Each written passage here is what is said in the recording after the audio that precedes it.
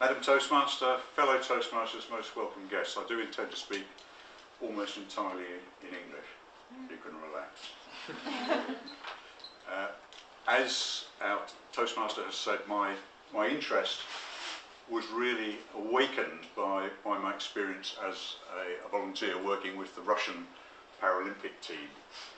And I'm going to deliver some feedback really from my own research. And when it comes to facts, I would say there are hard facts and there are soft facts. Let's start with some soft ones and a story to show really how I changed my view of disabled sport.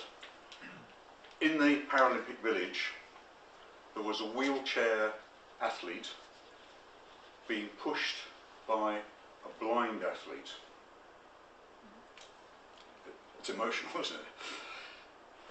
And it was pretty much my first day. What do you say when you can see pretty well and you're... So I came up with a quip. I do that. I make this mistake sometimes. So I said to the wheelchair guy, I says, I like your engine. And quick as a flash, he came back and no, the blind guy said, yeah, but you should see my sat nav. And all of a sudden, I realised I didn't know what was going on, but now I think I do. But from personal experience, also lots of research, lots of books here that I've gone through. Haven't got time in the 5 to 7 minutes like this. I've seen this timekeeper before. I know he's very strict. He'll cut me off. But first of all, my objectives really are to raise awareness of what parasports are about, and more important, I've got a call to action, a simple call to action. It really is some suggestions on what we can do to get involved. First of all, some definitions. What are we actually talking about with the parasport? Well, think of an athlete, a well-known athlete. Who would that be? I didn't do it well enough. Do it once again. Usain Bolt. Usain Bolt. Yeah, actually, he won an award. He's not British, so of course we wouldn't know. Okay, so he's typical best. He's best of something. So you might say, okay, well, sort of Olympic sport is the best in the world. Having said that, no, we have different categories. We have age. So a 16-year-old or a 13 or a 12-year-old will not have to compete with Usain Bolt. He can also be the best of his category. There's also gender. Women, as far as I know, I don't think there's any Olympic sport where women and men will compete against each other. And also there's a third area generally, which could be weight. So boxing, for example, you have big boxers fighting each other and small boxers fighting each other, and the same I think with weightlifting and judo and one or two others. So actually we do understand the concept from able-bodied sport. Parasport, Paralympic sport, disabled sport, actually there are just lots and lots more classifications. And I didn't understand that. It's pretty obvious, but it's like lots of things. Once you get to understand something, it then seems obvious.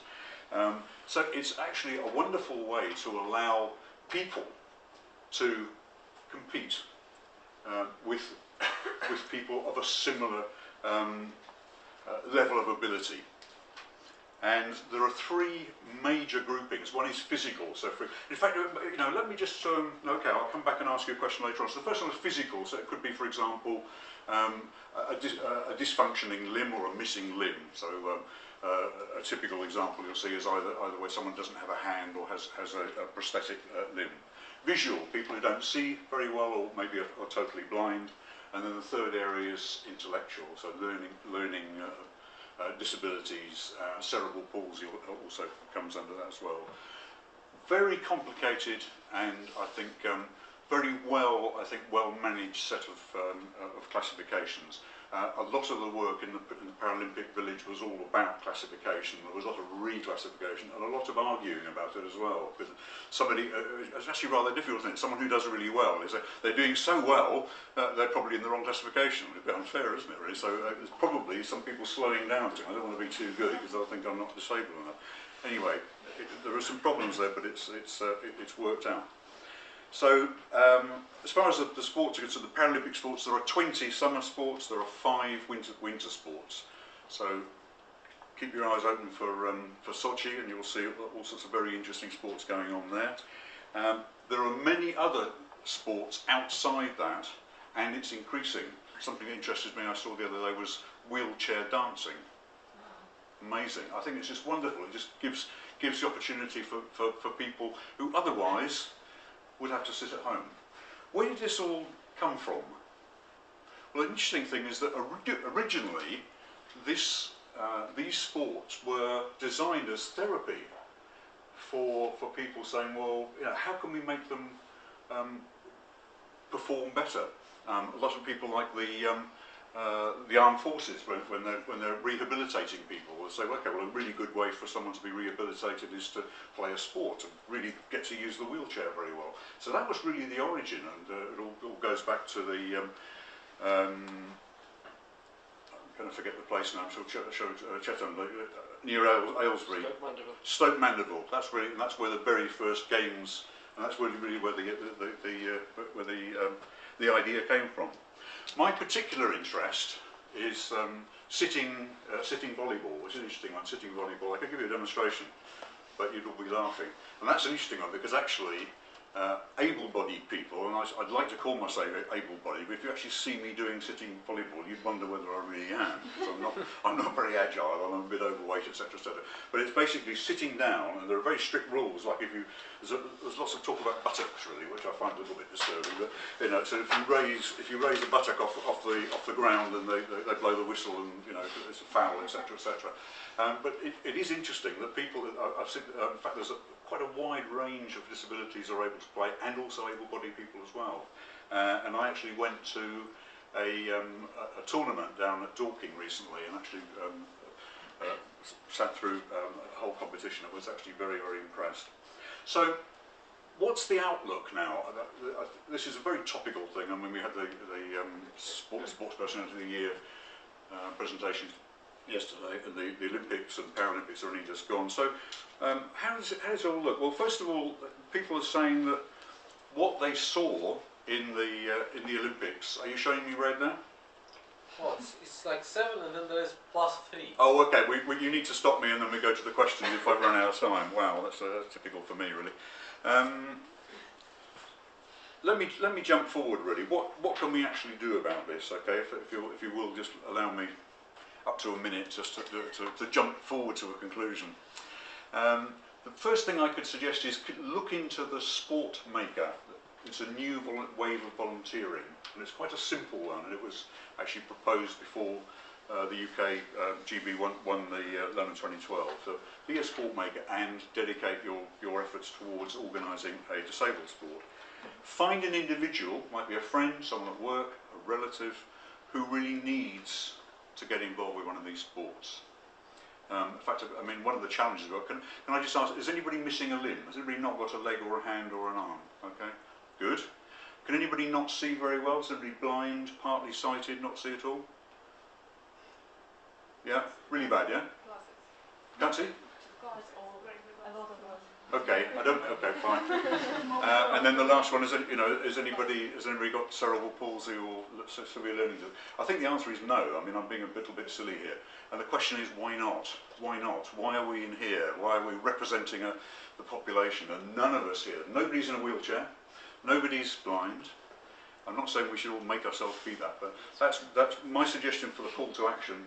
The last one is, go out there and bring people into Toastmasters. Why don't we have people?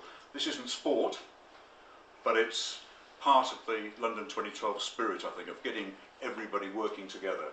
And I think someone who could be standing here giving a much better speech than me, who's blind or in a wheelchair. Cerebral palsy is a little tricky, but I had some good conversations with people in Russian with cerebral palsy.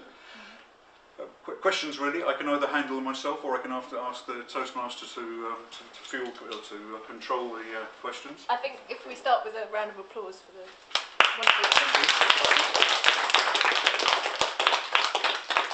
And then open the floor to any questions that anyone may have. So, yes, Buddy. Yes, David. So, are you involved in organising any of the Parasports now? My idea. I mean, I was very, very impressed with the sitting volleyball, and the one thing that struck me was there are 20 sports. Which one are you going to go for? Some people need help, and other people don't need so much help. I watched the Russians playing Brazil. beating Brazil. So I thought, okay, I honed in on that. I quite like volleyball anyway, sort of, you know, ordinary volleyball. So my idea really is to see how I can get involved and maybe start a club at some stage. Any more questions? Don't you think that like while the sport becomes more competitive, there is a risk that there might appear such strange situations? Like I think there was some like argument between two sportsmen whose leg is shorter or longer. Yes, I saw the Brazilian guy. Drawing. Yeah. So what do you think like the way to limit such bizarre? I don't think you can eliminate that. Yeah, to maybe reduce or whatever. Yes, that was interesting, wasn't it? It was Oscar Pistorius, as it was the great hero, and he didn't win. You know, so and he was, I thought, a bad loser. I said, oh, it's because he's got some clever legs, you know, and he did withdraw it later on. I think that's back to the control and all the backroom stuff, you know. Sort of, you know, was he right? You know, is there some sort of maximum specification for the length of the legs or the materials or whatever? It is. I could also identify another thing there is that a lot of the equipment that's required for these guys to perform at such a high level is very expensive. So there are some people who could probably perform quite well, but they can't afford those sorts of legs or those wheelchairs, etc. I think we'll have one more question maybe, and then we'll end there. Thank you. What is your brightest memory from this Paralympic Games? Brightest. Well, I think that one I mentioned was pretty bright, but I think the most the strongest impression was actually the first day of the Paralympics, and my job was to greet the Russian athletes as they arrived in big groups and small groups and no groups at all and missing. And I stood in the village welcome centre, and there were 180 Russian athletes, but there were thousands of other athletes. So I stood there all day watching these people go past, and I say, you know, that had such an impression on me, really. So I think I started off feeling sorry for them. I ended up feeling sorry for myself. Great. So I think another round of applause for Thank David. you.